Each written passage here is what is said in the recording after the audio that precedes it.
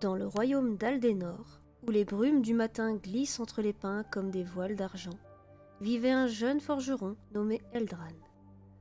Eldran rêvait d'une seule chose, devenir chevalier de fer, l'ordre légendaire dont la force et la sagesse protégeaient le royaume depuis des siècles. Chaque fois qu'il voyait passer un chevalier sur son destrier luisant, il sentait son cœur brûler d'enthousiasme.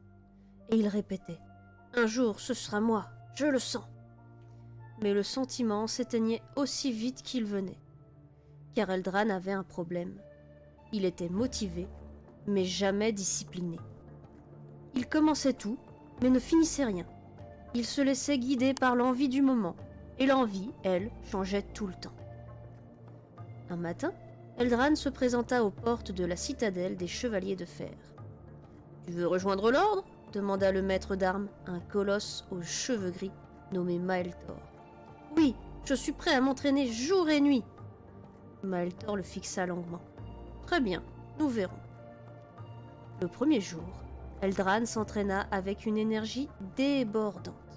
Il hurla, il transpirait, il souriait même sous l'effort. « Je veux y arriver, rien ne m'arrêtera !» Mais le deuxième jour, l'entraînement était plus dur.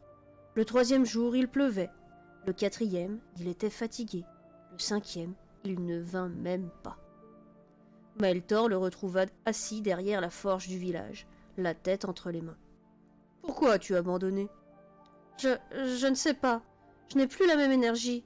Je ne me sens plus motivé. » Le maître soupira. « Alors tu n'as jamais commencé. La motivation n'est qu'une étincelle. La discipline, elle, forge le fer. » Eldran ressentit une honte cuisante, mais aussi une vérité qui germait pour la première fois. Maeltor emmena Eldran loin de la citadelle, jusqu'au col du vent hurlant, où une antique tradition était pratiquée. « Tu vas construire ton propre chemin, » dit Maeltor, désignant la montagne.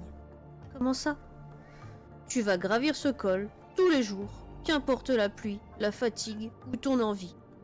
Tu monteras, même si ce n'est qu'un pas. » Eldran pâlit. « Tous les jours ? Mais je n'aurai pas la motivation. » Maeltor frappa le sol de son bâton. « La motivation te suivra parfois.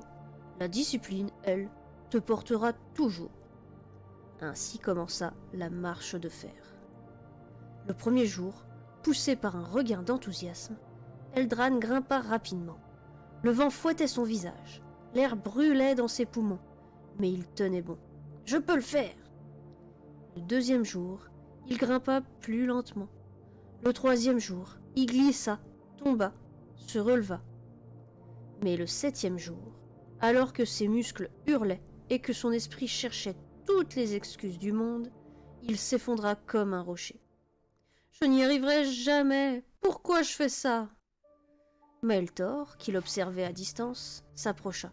« Que cherches-tu ?»« Je veux devenir chevalier, mais je n'ai plus envie. » « Alors marche sans envie.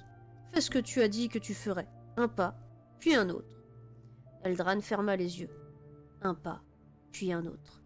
Pour la première fois, il avançait sans motivation. Et c'est ce jour-là que sa transformation commença. Les semaines passèrent. Parfois, Eldran montait plein d'énergie.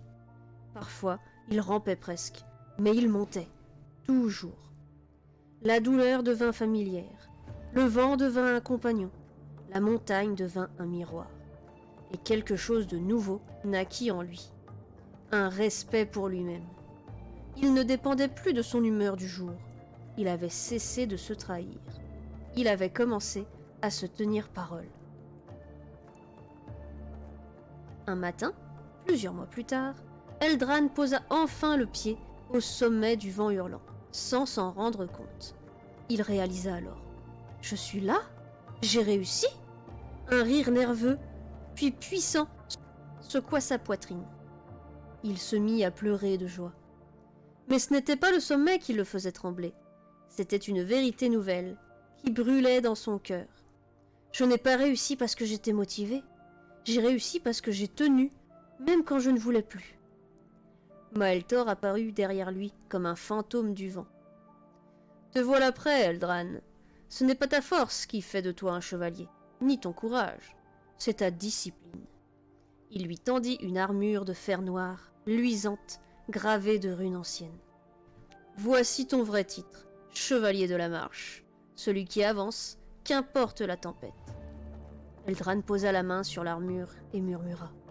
La motivation m'a fait commencer, la discipline m'a fait devenir quelqu'un. Eldrane devint l'un des chevaliers les plus respectés d'Aldenor. Non parce qu'il était le plus fort, mais parce qu'il était inébranlable. Il enseignait ceci à tous les aspirants. La motivation est un feu qui brûle fort, mais s'éteint vite. La discipline est la braise qui continue de chauffer, même dans la nuit. Si tu veux devenir quelqu'un, choisis la braise. Et dans tout le royaume, on disait que celui qui avait gravi seul la montagne avait appris la plus grande magie qui soit, celle de se transformer soi-même.